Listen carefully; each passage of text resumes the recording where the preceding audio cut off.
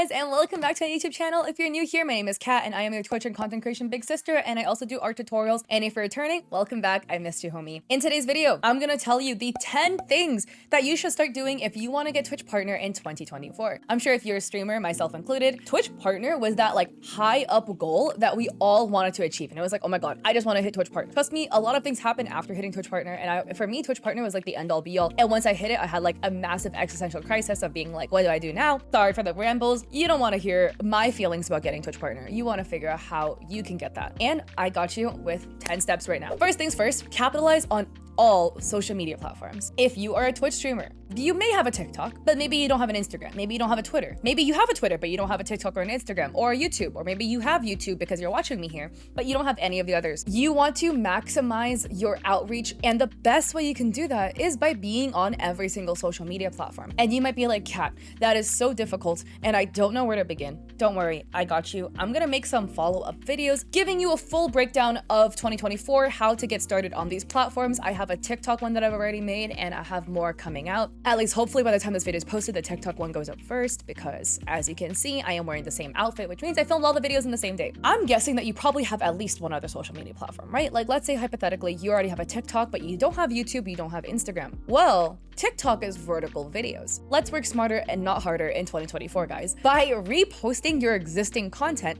onto your other social media platforms. If you already have a TikTok account where you're already posting vertical videos there, what we're gonna do is simply go to snaptik.app, which is a website in which you can download your TikTok videos without a watermark, assuming they're filmed in app. If you already have the files on your computer because you've edited them, then obviously upload the raw files instead so that it doesn't get compressed and lose quality through this download software, but you can download it without a watermark. And then I would immediately go and upload that onto Instagram and YouTube Shorts. So with one piece of content, we've managed to triple dip it into 3 social media platforms. And the same goes vice versa. Let's say hypothetically you have a YouTube account where you're uploading shorts, but you're not on TikTok and you also are not on Instagram Reels. Take that YouTube short, post it onto the other 2 platforms, and you're good to go. Unfortunately, if Twitter is your only other platform, Twitter content is less repostable to other platforms because it's like 150 words or less of text. But Instagram has Threads, which is another Twitter-esque platform that you can then just copy your tweet, drop it onto Threads, and then call it a day. A lot of people also are like, Kat, won't people get bored if you're reposting your videos? Guys, I repost my videos all the time because I'm lazy. I have reposted the same TikTok video 6 times on TikTok alone, and I've taken that video and then reposted it 3 separate times on Instagram. Finally, people are catching on, but that video had gotten 2 million views on its first post, like 1.5 million views on its second post, a little bit shy of 1 million views on its third repost. So you see where I'm going. By the time people caught on to the fact that I was horrendously reposting my own content because I'm lazy, I already got a whole bunch of views and followers for it. I am CEO of working smarter, not harder, guys. I am lazy. Next thing, have a consistent schedule. This goes without saying, but a consistent schedule means people know when you're live and therefore they know when to show up to your stream. Real quick on a tangent, I'm gonna tell you the tragic story of my favorite beef roll pancake shop when I was in college, okay? So I went to UC Berkeley and there was a Quickly's, and this was like a franchise Quickly, so the guy just did whatever the hell he wanted and he sold food there, including beef roll pancakes. I've never seen any other Quickly's sell that. If you don't know what Quickly's is, it's a boba shop. But anyways, this Quickly's was located on the top of a hill, and the guy who owned it opened the store whenever the fuck he felt like it, okay? It said it was open from 7 a.m. to 7 p.m. The dude lied, okay? Whenever he didn't feel like it, he'd close it at 5, or he just wouldn't open it that day. I love this store's beef roll pancakes, guys. I love beef roll pancakes. It's a Chinese dish. It's amazing. But I didn't want to walk up this stupid hill just to see whether this guy decided to open a store that day so I could get my beef roll pancake fix. Most of the time, I wouldn't even bother going up the hill, even though it was my favorite beef roll pancake place because there was no other place that made it, because I didn't know whether he would be open or not. Same thing goes with your stream, okay? Why would people go to your Twitch page to go check you out to see if you're online if you stream whenever the hell you feel like it? I understand that there's like extenuating circumstances, etc. You might have a job, family, kids are, I guess, family too, a pet, and other things that might hold up your time to where you may have an inconsistent schedule, which is completely okay. But could you at least be a little bit consistent? Could you give me like 1 day a week? Maybe if you work at a restaurant, is your restaurant like always closed on Saturdays, for instance, then maybe you could, at least stream 7 p.m. Saturdays every single week, or at least be consistent in the time to where you always stream in the evenings. Maybe if you work again at a restaurant and you do work the lunch shift, you could stream in the evenings, or if you do work the dinner shift, you could stream in the early afternoons maybe. Third, unify your brands across your social media. So again, like we talked about capitalizing on other social medias, okay, please unify your brand across the board. What I mean by this, same username, or as close as you can get. If you can't get your username, roughly the same profile picture, the same content across the board. I've seen this with so many creators. They have like a good presence on Twitch, but then their other social media is like they stream Valorant, but then they have an art TikTok. And I totally understand, like you have other hobbies besides just Valorant. But at the end of the day, if you're trying to leverage your other social media platforms to drive people over to your Twitch, there's a big disconnect if one of your large platforms is art and the other of your platforms that you're trying to grow is Valorant. The art people aren't really going to be coming over. So the way to kind of like marry the two together is to blend both. For instance, again, if you really do enjoy art and Valorant, on your art TikTok page, what if you just make a ton of Valorant fan art? And then on your Twitch account, occasionally do art streams where you draw the same thing you're posting on TikTok, so that we can marry the two together so that people are interested in cross-pollinating across your social media platforms. 4, collab with more streamers. This is something that I feel like a lot of people haven't done that I recommend you do. I'm sure there's streamers out there that stream the same thing as you and are roughly around the same size as you and that you vibe really well with. Well, it's 2024, this is the new year, and you're deciding to go and slide into their DMs and do a collab stream with them. It's so great to grow, and you gotta make a lot of other streamer friends along the way. And honestly, having a lot of streamer friends can really help bolster your confidence and just benefit you in the long run of your career. I also love having content creator friends because if I have an idea that I'm like kind of unsure about, I can bounce my idea off of them. 5, connect with your community outside of Twitch. So besides just hitting go live streaming and then boop, ending it, and that is that, if you do have the time and are interested in doing so, I would totally recommend doing things like Discord community nights, game nights with your community, tweets or Discord pings thanking your community for certain achievements that have happened on your stream. And a big one, guys, responding to comments on your other social media platforms. I've seen this happen with a lot of creators that I've reviewed where I'm like, my guy, there is like one comment. The least you could do is reply to this one person, okay? Responding to comments is really helpful in terms of making people like more connected to you as a creator, and they'll be like, I don't want to say more loyal to you, but that's I guess literally what it is. I love it when creators respond to me. And if you are a larger creator who tends to get a lot of comments, what I would do is just after you post a post or a video, etc., just be active on the platform for like 5 minutes, 10 minutes, and respond to the first handful of comments that come your way. 6, analyze your data. Guys, data is your best friend and data does not lie, okay? It can be kind of harsh to look at your data and be like, God damn, well, my last 3 streams sucked, but looking at your data can tell a lot of things in which you can learn what to do more of and what to do less of. So I would recommend going to Twitch tracker and then looking at your data and seeing, hey, what days were the best for you to stream on? And what days were the worst? And maybe let's throw out one of the worst days and continue keeping in one of the better days. Also, going to Selenium, you can also see the average viewers per game category that you have streamed. Let's again look at the game categories and see, okay, which are our best categories and which ones are our worst categories. If you are a very variety streamer where you stream a multitude of categories, etc.,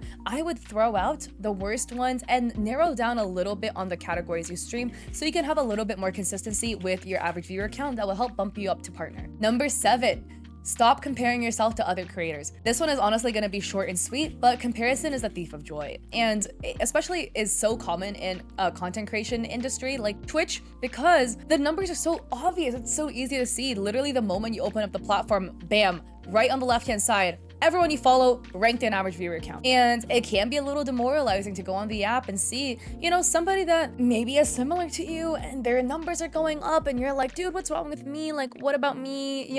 Why am I not experiencing the success that this other person is experiencing? And it's really hard to stop comparing yourself to other people. But honestly, from my experience, it only truly holds you back as a creator. I have a mantra that I used to always repeat to myself. I've now gotten out of the jealousy mindset and like headspace, but I would always tell myself, your time will come. And every time that I caught myself comparing myself to another creator, I would tell myself, Kat, your time will come. Keep your head down. Focus on your own stuff. This person is experiencing success because they've worked hard and they deserve it. And you will experience success because you've worked hard and you deserve it. But it takes time, and put those little blinders on and focus on your own content. Number 8, please fix glaring quality issues. So going into 2024, come on, let's make sure we're not peeking our mics. Let's make sure our camera is not, focusing on other things besides yourself, which is what my camera lens always does. But the best way to do this is just literally rewatch your VODs. rewatch your VODs. I know it's gonna be hard because everyone hates listening to themselves, myself included. I think I sound pretty obnoxious,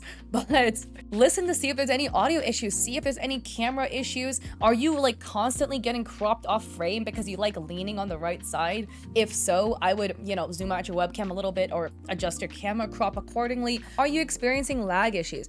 If you're lagging, let's identify whether it's a computer issue or an internet issue. But if it is an internet issue, get on Ethernet. It will 10 times your internet speed. Trust me. If it's a computer issue, close Chrome because it's probably eating all your RAM. Close Discord. It's probably also eating all of your RAM.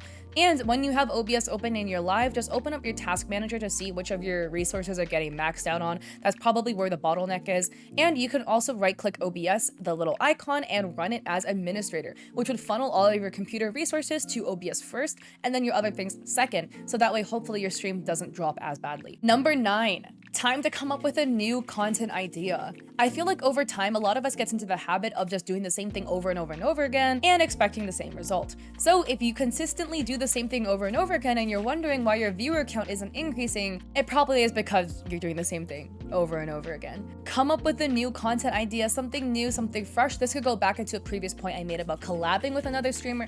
You don't have to come up with like the most novel and unseen idea ever known to man. All you gotta do is just take something that is well loved and put your own little spin on it. One thing that I did with my friend, we played Valorant, but all of us spoke in our native, native language. Like my first language is Mandarin, so I was talking in Mandarin, she was calming in Viet, and the comms were all messed up and really bad. But it was really fun and interesting and makes it much more entertaining to watch. And this would also make for good content to post on your other social media platforms as well if you feel like you haven't been experiencing as much success on, for instance, Instagram, YouTube, or TikTok. And number 10, this goes hand in hand with point number 9. Do the thing. I'm sure we all have the thing, the idea that's in the back of our mind that we're thinking, man, I think this could be really fun and really interesting, but I am really scared and I don't know if this would work well. Just do it.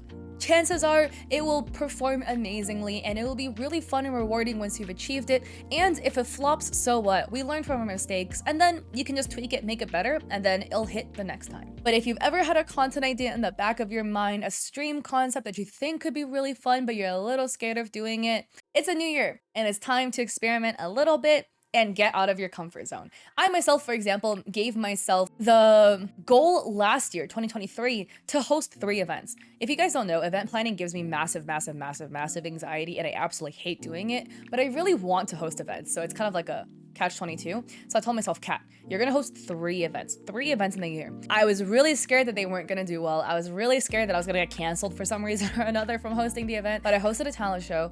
I hosted a streamer speed friending event that people loved, and I hosted my very first Creator Royale, which is a streaming competition, or it was a content creation competition, not just for streamers, to compete to see which content creator could grow the most in a 1-month window. There was a lot of kinks that needed to be ironed out because it was a massive competition. I had 430 applicants and there was a lot of things that I couldn't predict would happen, and I had to kind of account for these variables really last minute. But all things considered, I think it turned out extremely well and I'm so proud of myself and I'm so happy I did it. And it's coming back June 2024. So if it's not June 2024 yet, well, it will be coming up, so keep your eyes peeled on my Twitter. And if it's past June 2024, I plan to make this a consistent, reoccurring summer event. I'm so glad I did that. And again, if you have an idea in your back of your mind, just do it, man. Just do it. Trust me, it's like so rewarding once you've finally managed to bring it to fruition. So anyways, I've been rambling for a really long time. These are my 10, I don't know if the camera is mirrored or not. I think this makes 10